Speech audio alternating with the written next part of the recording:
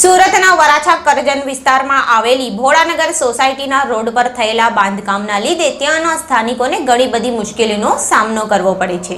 સુરતના વરાછા કરજણ વિસ્તારમાં આવેલી ભોળાનગર સોસાયટી પાસે સર્વત નંબર 33માં રોડ પર જે બાંધકામ કરવામાં આવ્યું છે તેથી ત્યાંના સ્થાનિકોને ઘણી મુશ્કેલીઓનો સામનો કરવો પડી રહ્યો છે, કેમ કે ભોળાનગરમાંથી અવરજવર કરવા માટે માત્ર એક જ માર્ગ બાકી રહ્યો છે, જેના પર બાંધકામ શરૂ કરવામાં આવ્યું છે। તો ત્યાંના સ્થાનિકો એકઠા થઈને સર્વ માલિક તથા કબજેદારને નિવેદનપત્ર આપ્યું હતું કે બાંધકામ બંધ કરીને અમને અવરજવર કરવા માટે ખુલ્લો રોડ આપો તેવું તેમણે જણાવ્યું હતું।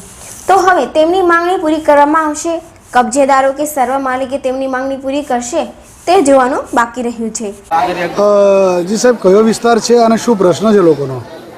આ કરંજ વિસ્તારમાં રહેવાની સર્વે નંબર 33 એટલે ભોળાનગર સોસાયટી, જે અસલમાં કરંજ ગ્રામ પંચાયત વખતે આ સર્વે નંબરમાં બાંધકામની મંજૂરી જે તે સક્ષમ સત્તાએ આપેલી હતી અને તેના જે લોકોના દસ્તાવેજો અને કબજા રસીદ અને બાંધકામની પરમિશન અને નકશાનો અમે અભ્યાસ કર્યો સ્થળ સ્થિતિ સાથે, તો એના પરથી એવું ફલિત થાય કે એ લોકો જે લોકોને રસ્તાની માંગણી છે। બેઝિકલી ભોળાનગરમાંથી મુખ્ય રસ્તા પર ટીપી રોડ પર જવા માટેના રસ્તાની માંગણી છે કે જે હમણાં એ લોકોને હાલાકી ભોગવી રહ્યા છે રસ્તાના અભાવે।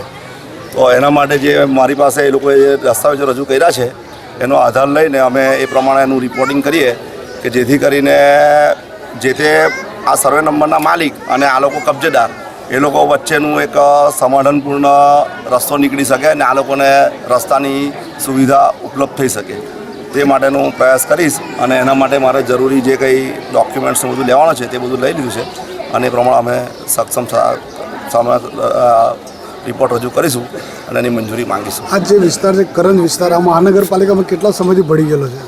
હા, તો ઘણા વર્ષો જૂનો છે। 85 નો છે, ઘણા વખતથી આવ્યા છે। આટલા વર્ષ સુધી આ લોકોને રાહ જોવાનું કારણ શું હોય છે રોડ રસ્તા માટે? આ તો હમણાં એ લોકોને અવર જવર માટે તો બીજા વિકલ્પ હતા, પણ અત્યારે એ વિકલ્પ હમણાં બંધ થયો છે એટલે એના કારણે આ લોકોને હવે આ રસ્તાની જરૂરિયાત ઊભી થઈ છે એટલે આ માંગણી આવી છે। કેટલા સમયમાં પૂરું કરી આપશો? હવે એ તો અમે બધું મૂકીએ છીએ એટલે શક્ય એટલી ઝડપીથી અમે આનો નિકાલ આવે તે માટે પ્રયત્ન ચોક્કસ રહીશું। હજી ભરતભાઈ, કયો વિસ્તાર છે અને શું પ્રશ્ન હતો લોકોનો? કરંજ વિસ્તાર છે, કરંજ મુગો વોર્ડ નંબર 14 અને મારા વિસ્તારમાં આવે છે ભોળાનગર સોસાયટી। અચ્છા, આ કેટલા વર્ષોથી આ ટીપી આપણા મહાનગરપાલિકામાં છે આ વિસ્તાર? મહાનગરપાલિકામાં 95થી છે અને આ લોકોને જે અહીંનો જે ઓર્ગેનાઇઝર છે કનુભાઈ ફુદનાવાળા, એ લોકોને દબાવીને આ લોકોનું જે સોસાયટીનું જે શોષણ કરે છે એની સામે હું અત્યારે લડવા ઊભો થયેલો છું। અચ્છા, આટલા વર્ષો સુધી આ લોકોને આ વ્યવસ્થા ન મળીને પાછળ જવાબદાર કોણ? એનો જવાબદાર છે ઓર્ગેનાઇઝર એનો ફુદનાવાળા। આ લોકો જ્યારે જાય ત્યારે એમને એકનો એક જવાબ આવે કે ભાઈ અમારું આ ડેવલપ થાય ત્યારે અમે તમને કરી આપશું। પછી આ વિસ્તારમાં હું ચૂંટાયો એટલે આ લોકો મારી પાસે ફરિયાદ લઈને આવ્યા કે ભરતભાઈ અમારા રસ્તાનું કંઈ પણ અમને કરી આપો, કેમ કે અહીંયા અમારે 108 નથી આવી કેમ, ફાયર બ્રિગેડની ગાડી આવી કેમ નથી, આગ લાગે તો। અને હમણાં 6 મહિનાથી 7 મહિના પહેલાં એક પોલીસ કર્મચારી જ અહીંયા મરી ગયો અને જોડે લઈને રોડ ઉપર નાકા ઉપર લઈ જવો પડ્યો અને 108 અંદર આવી શકી નહીં।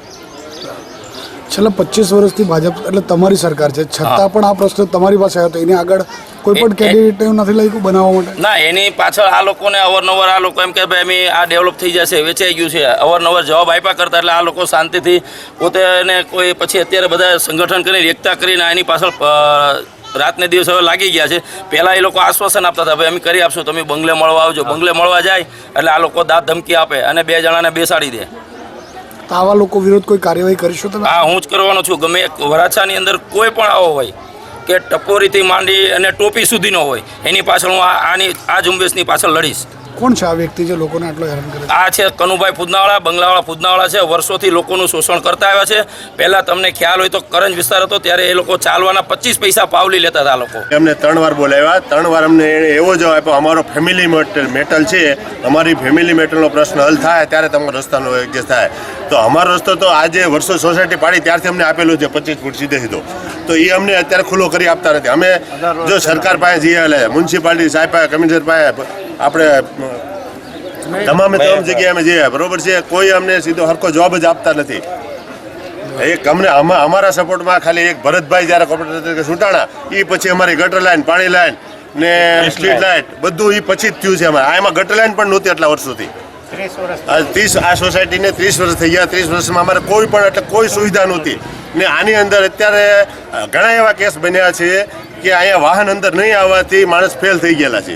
એક પોલીસવાળાથી માંડી નાના બાળકોથી માંડીને વૃદ્ધ એવા ઘણા કિસ્સા બન્યા છે આ સોસાયટીમાં ને એટલા માટે અમે વારંવાર બંગલે જઈ આવ્યા છીએ. પણ તમે કોને રજૂઆત કરી આજે અમે ગઈકાલે અમે કલેક્ટર પાસે ગયા હતા, બરોબર છે. ગઈકાલે અમે કમિશનર પાસે ગયા હતા. કમિશનરે અમે રજૂઆત કરી તો કમિશનરે અમને એવું કીધું કે એ લોકોની માલિકીની જગ્યા છે, એ અમને લેખિત આપે તો અમે તમને રસ્તો કરી દઈએ. તો અમે આમ પબ્લિક છીએ, બરોબર છે, નાના માણસો છીએ બધા. અમે સરકાર પાસે રજૂઆત ન કરીએ તો કોની પાસે કરીએ? આ લોકો તો પૈસાવાળી પાર્ટી છે, બરોબર છે. એ લોકો કોઈ પણ અમને દબાવી દે છે. તો અમારે કોની પાસે જવાનું? જો કમિશનર આવો જવાબ આપતો હોય, અમે કમિશનરને અમારો નકશો બતાવ્યો. આજે તમે મહાનગરપાલિકાના ભગવાગર સાહેબને રજૂઆત કરી, તેમણે શું બાંયધરી લીધી છે? એણે એવી બાંયધરી લીધી છે અમારી પાસેથી બધા ડેટા જે આગળના જે અમારા ડોક્યુમેન્ટ હતા માંગ્યા અને એ ઉપર કાર્યવાહી કરી અમને બને એટલું જલ્દી આનો નિકાલ લાવી દેશે એવું અમને કીધું છે. બાંયધરી એવી આપી છે અમને. કેમેરામેન દિવેશ પરમાર સાથે પરવીન પઠાણ, ન્યૂઝ 4 ઇન્ડિયા, સુરત.